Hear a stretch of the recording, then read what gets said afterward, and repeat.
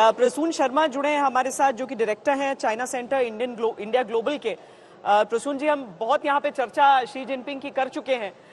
आपका भी मैं आकलन जानना चाहती हूँ कि जिनपिंग क्यों कंफर्म नहीं किया है उन्होंने अभी तक कि आ रहे हैं। आई थिंक वो खुद डिलेमा में है, और जो भारत की उभरती भूमिका है उससे कहीं ना कहीं उन पे प्रेशर है। और भारत ने अपना स्टैंड ग्राउंड पे, पॉलिसी में और डायलॉग में, दोनों में ही बहुत फर्म रखा है चाइना रिलेटेड मैटर्स में। तो मुझे लग रहा है इस वजह से, और अगर वो नहीं आते तो ये एक तरह से उनका डिप्लोमेटिक फॉक्स या गलती रहेगी, क्योंकि जिस इससे पूरे विश्व पटल में ये मैसेज जाएगा कि जो भी एंटी चाइना फोर्सेस हैं या जो चाइना की विस्तारवादी नीतियां हैं उसको कंसोलिडेशन के साथ लड़ना पड़ेगा। और ये G20 UN जनरल असेंबली से बिल्कुल पहले हो रहा है, और जो कि शायद 18 सितंबर से UN जनरल असेंबली स्टार्ट होगी।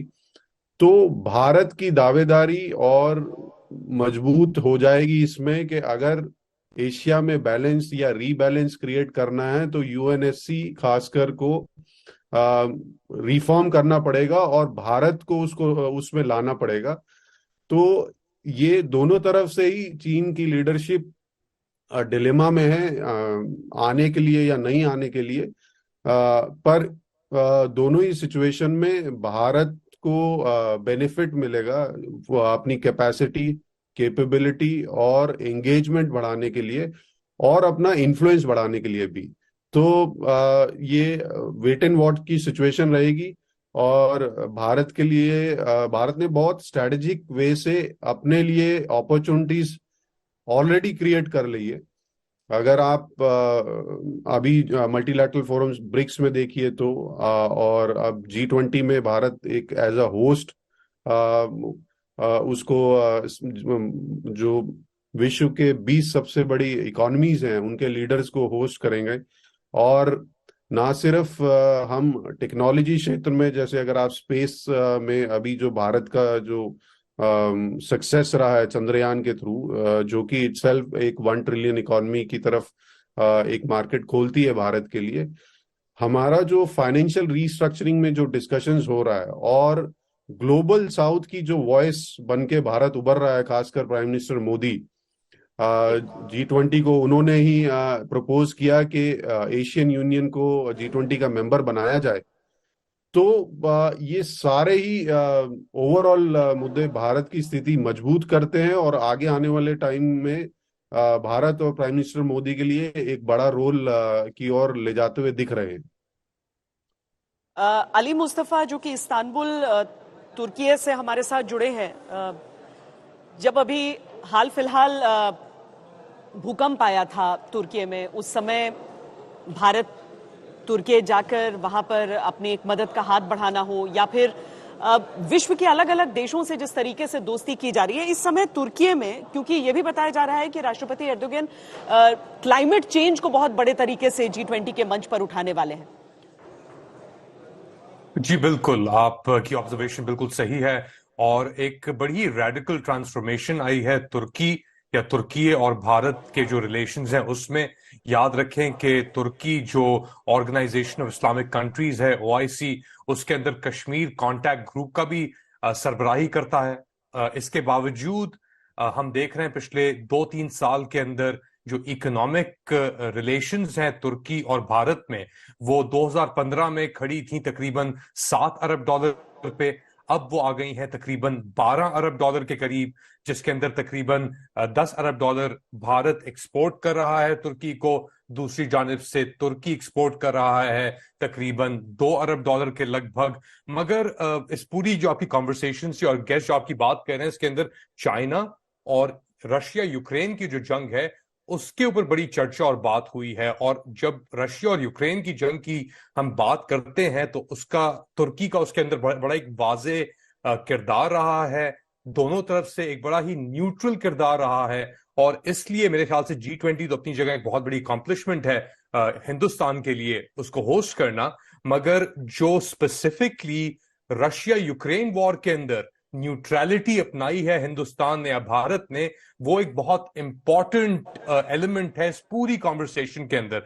और मैं आपका एक थोड़ा रुख लेके जाना चाहूंगा इस मौजू के ऊपर कि बेसिकली जिस दिन ये जंग शुरू हुई 24 फरवरी 2022 को, मैं उस दिन ज़पोरिज्जिया दनीप्रो रिवर के साथ एक शहर है यूक्रेन में, उधर मौजूद था। और जंग शुरू हुई, रशियंस ने अटैक किया, कीव की तरफ आए वो, और साथ साथ ही जिस तरह ये बात आगे बढ़ रही थी तो हमें खबर आना शुरू हुई मॉस्को से कि जी उस वक्त के जो पाकिस्तानी प्रधानमंत्री थे इमरान खान साहब, वो रशिया में मॉस्को में व्लादिमीर पुतिन साहब के साथ हाथ मिला रहे थे। तस्वीरें भी आई।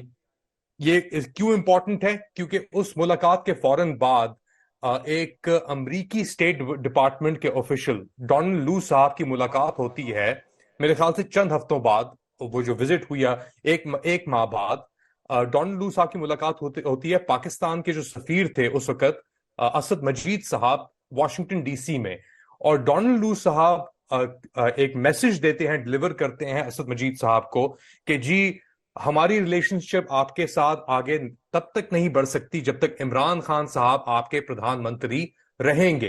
क्योंकि जो उनकी रशिया की जो विजिट थी यूक्रेन की जंग की शुरुआत के ऊपर, इसको वॉशिंगटन डीसी बिल्कुल कबूल नहीं करता, एक्सेप्ट नहीं करता। और अगर आपके इमरान खान साहब अपनी प्रधानमंत्री पोजीशन से हट जाते हैं तो शायद हम सब कुछ माफ कर दें, यानी ऑल विल बी फॉरगिवन। अच्छा, ये तो उनकी मीटिंग हुई। उसके बाद असद मजीद साहब जो उस वक्त आपके एम्बेसडर थे, उन्होंने एक साइफर या एक कोडेड मैसेज भेजा एम्बेसी से अपने सफारत खाने पाकिस्तान में। और उसके बाद एक बड़ा एक हलचल मच गई पाकिस्तान में। आपके आर्मी चीफ ने एक पोजीशन ली उस वक्त, जो बाजवा साहब थे आपके army chief, against Imran Khan साहब कि जी हम तो अमेरिका के साथ हैं, रशिया की जंग यूक्रेन के रशिया ने बहुत बुरा किया जंग छेड़ के दोबारा, और हमारा जो फ्यूचर है वो एक free American led world order के साथ है। मैं इन सब चीजों का जिक्र क्यों कर रहा हूं? आजकल जो सूरत हाल है भारत के साथ में पाकिस्तान में, वहां पे $1 अब तकरीबन 320 या 325 का हो चुका है। पेट्रोल की कीमत 300 रुपए पर लीटर पे जा चुकी है। एक इकोनॉमिक टर्मोइल हो चुका है बिल्कुल। तुर्की और पाकिस्तान के ताल्लुकात तो करीब हैं, मगर जो शुरुआत हुई उस प्रोसेस के बाद, उस साइफर के बाद, जहां पे इमरान खान साहब की हुकूमत को दस्तबरदार कर दिया गया वोट ऑफ नो कॉन्फिडेंस में उनकी पार्लियामेंट के अंदर, और अब ये सूरत हाल है कि जी एक आर्मी लेड एक डिस्पेंसेशन इक्तदार में है, इंटरिम उसके ऊपर, वो इलेक्शंस भी नहीं करा रही।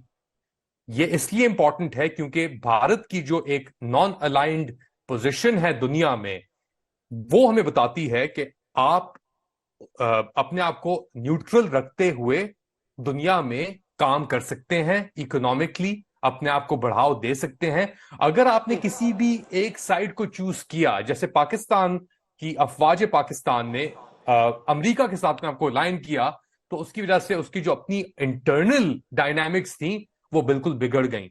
और रशिया यूक्रेन वॉर इसका एक बहुत ही क्लासिकल एक एग्जाम्पल है।